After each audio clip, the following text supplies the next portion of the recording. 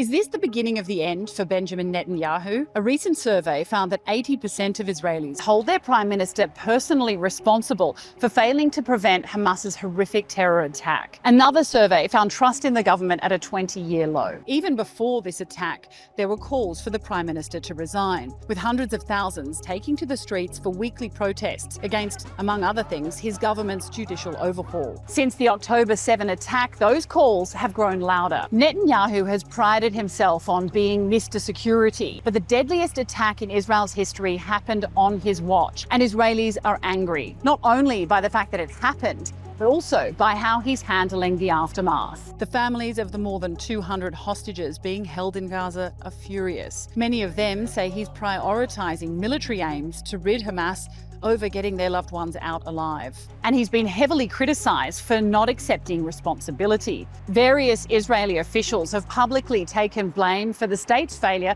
in protecting its citizens, but Netanyahu hasn't. Instead, he sent out a tweet appearing to blame Israel's military and intelligence services for the failings.